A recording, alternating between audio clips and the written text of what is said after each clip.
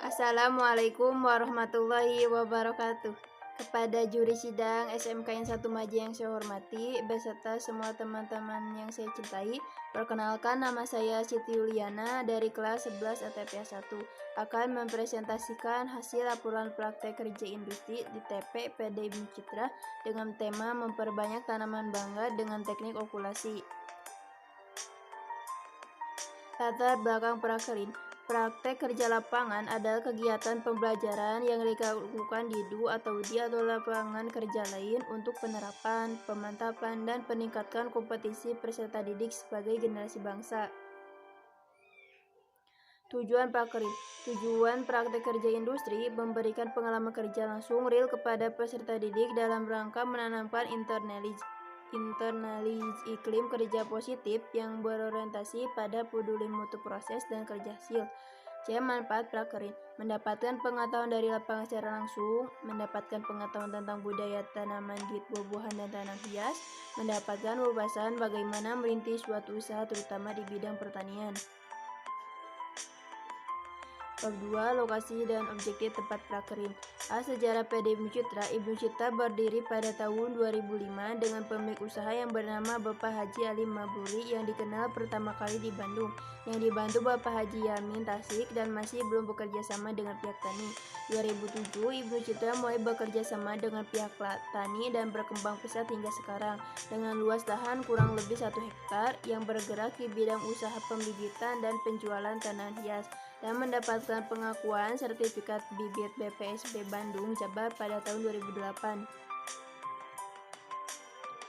Lokasi prakerin. Lokasi prakerin PD Bumi Citra terletak di Kompleks Sawalga, Jalan Pangeran Muhammad, Desa Salagedang, Kecamatan Sukahaji, Kabupaten Majalengka. Visi dan misi tempat prakerin. Visi menciptakan tanaman yang unggul dan berkualitas tinggi. Misi A mewujudkan pertanian unggul bersama petani dan masyarakat yang berorientasi pada pemberdayaan sosial, ekonomi, dan ekologi. B. Mengelola usaha di bidang pertanian. Bab 3. Pelaksanaan kegiatan prakerin. Waktu pelaksanaan prakerin dilaksanakan pada tanggal 11 Februari 2021 sampai 19 Maret 2021 yang bertepatan di PD Bumi Citra. Perbanyakan tanaman mangga dengan cara okulasi. Klasifikasi tanaman mangga. Mangga merupakan salah satu tanaman yang biasanya disebut sebagai penemplam atau nama ilmiahnya ialah Mangifera indica. Nama tersebut merupakan salah satu nama yang sekaligus dengan pohonnya. Mangga menjadi salah satu tanaman yang bermagna Mangifera, terdiri atas 35 sampai 40 anggota serta suku Anacardiaceae.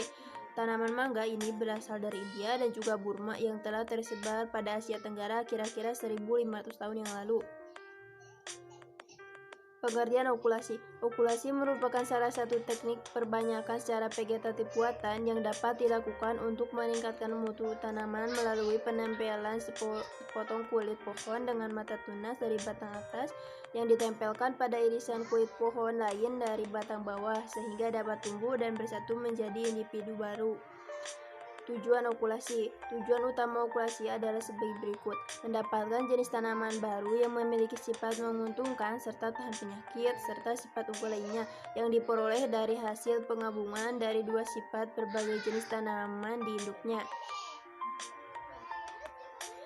Manfaat okulasi. Proses pembuahan dan perkembangbiakan lebih cepat, meningkatkan produktivitas tanaman. Kelebihan okulasi. Memperoleh tanaman yang dengan produktivitas yang tinggi, pertumbuhan tanaman yang seragam, penyiapan benih relatif singkat. Syarat okulasi. Tanaman tidak sedang tumbuh daun baru, batang atas dan batang bawah harus memiliki umur yang sama, kedua tanaman yang akan diokulasi harus dari satu genus, bebas hama dan penyakit. Bahan bawah yang digunakan untuk okulasi adalah bibit tanaman mangga yang berasal dari persemaian biji yang berumur 3-4 bulan. Usahakan diameter batangnya sudah sebesar pensil atau jari dan telah memiliki kayu agar kulit batangnya dapat disayat. Persiapan batang atas untuk entres. Pohon induk yang akan diambil mata tunasnya harus berasal dari varietas unggul, produktif, sehat, serta terbebas dari serangan hama dan penyakit. 9. Alat dan bahan untuk okulasi. A. Pisau okulasi, cutter atau silet yang terpenting tajam dan steril. B. Plastik VE, grafting tape, atau juga bisa menggunakan plastik es lilin. C. Batang bawah. D. Batang atas. Ini adalah contoh alat dan bahan untuk okulasi. Tahap penempelan. Siapkan entres yang akan diambil mata tunasnya. Pilih entres yang sudah muncul mata tunasnya. Sayat batang bawah sepanjang 2-3 cm, sekitar 20 cm dari pangkal batang. Usahakan hanya kulitnya saja yang tersayat. Potong kulit sayatan, akan tetapi sisakan sedikit kulit sayatan untuk menutup tempelan nantinya. Ambil mata tunas dengan cara menyayat entres di bagian bawah bagian tubuhnya tunas. Buang kayu yang ikut tersayat. Rapikan bagian kulit agar mata tunas dapat menempel sempurna. Tempelkan mata tunas pada batang bawah yang telah disayat sebelumnya. Ikat mata tunas menggunakan plastik VE atau grafting tape, atau juga bisa menggunakan plastik es lilin. Pengikatan dilakukan dari bawah ke atas. Ikat bagian atasnya agar saat hujan air tidak masuk. Ini adalah contoh kegiatan saat okulasi, yaitu pengambilan entres, penyayatan batang bawah, penempelan entres, dan pengikatan dengan plastik. Pemeliharaan pasca okulasi. Pemeliharaan pasca okulasi. Pemeriksaan mata okulasi sekitar 10-15 hari sejak pengolasian. Apabila mata tunas berwarna hijau, berarti penyambungan tersebut berhasil. Sebaliknya, bila mata tunas berwarna coklat dan kering, berarti okulasi gagal. Ujung batang bawah dipotong dengan ketinggian 10-20 cm tepat di atas bidang okulasi. Apabila tunas entres telah mencapai 20-30 cm, bibit okulasi disemaikan ke polybag atau keranjang bambu yang diameternya cukup lebar sesuai dengan ukuran bibit. Bibit dipelihara secara intensif sampai umur 1 tahun atau lebih. Pemeliharaan dilakukan sanitasi lahan dan sanitasi lingkungan dari rumput atau gulma. Biasa dilakukan seminggu 2 kali. Sanitasi bertujuan untuk pembersihan tanaman yang sakit, mengurangi penyerapan unsur hara, mengurangi hambatan produk anakan, mengurangi persaikan penetrasi matahari. Pemupukan dan penyemprotan obat. Pemupukan dan penyemprotan obat pada tanaman mangga biasanya menggunakan pupuk organik dan anorganik, yaitu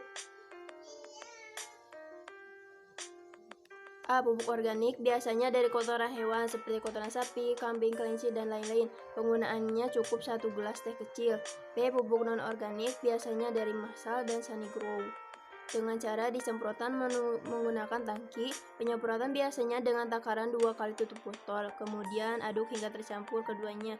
Untuk pupuk non-organik atau pupuk tabur, yaitu menggunakan Posca dan Penpril dengan perbandingan 2-3 dan aduk hingga tercampur. Cara pemupukan. Untuk pupuk non-organik dan non-organik diberikan dengan cara menaburkan atau menyiramnya di bagian bawah atau tanah, dan jangan sampai terkena daun, dan jangan berlebihan, dan pemberian pupuk agar tanaman tidak mati. Untuk penyemprotan sebaiknya dilakukan 1 bulan sekali atau bisa sampai 1 bulan 2 kali dengan cara penyemprotan ke seluruh daun atau bagian tanaman yang terserang hama penyakit. Hama dan penyakit yang sering menyerang tanaman mangga. Hama yang sering menyerang tanaman mangga adalah kutu putih atau Planocosus spinosus, pengerek batang Rhitidodera integra, ulat perusak daun Ortaga melanophorans, warang mangga Indiocerus nivoesparsus, kumbang buah mangga, lalat buah, pengerak buah Norda albijonalis Hampson. Penyakit yang sering menyerang tanaman mangga adalah penyakit antraknose, Coledotherium gloesporioides, Diplodia, Boteridiplodia deobromai, jamur upas, Horticulum salmonicolor, cendawan jelaga, kubis buah. Ini adalah contoh hama dan penyakit yang sering menyerang tanaman mangga.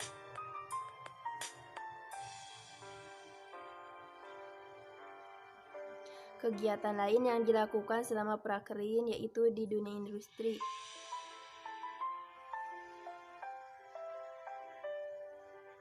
Kesan-kesan saat prakerin. PKL menurut saya adalah kegiatan yang membuat saya bisa belajar disiplin dan belajar menerapkan segala pengetahuan dan keterampilan yang diberikan selama di sekolah. Banyak ilmu dan tantangan baru yang didapat selama kegiatan PKL yang tentu dapat dijadikan bahan dan pengalaman untuk modal bekerja atau berwirausaha di masa nanti. Saran kepada kepala sekolah, waktu prakteknya sebaiknya disesuaikan dengan umur tanaman. Saran kepada pembimbing, lebih ditingkatkan lagi kedisiplinan para pembimbing dalam melakukan monitoring di lapangan, lebih memperhatikan siswa-siswi di tempat prakerin di industri agar lebih terkontrol dengan baik.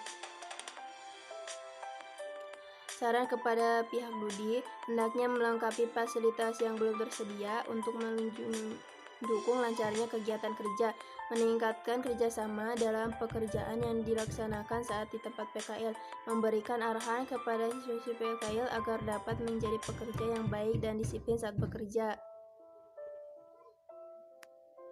Sekian yang saya dapat sampaikan. Terima kasih. Wassalamualaikum warahmatullahi wabarakatuh.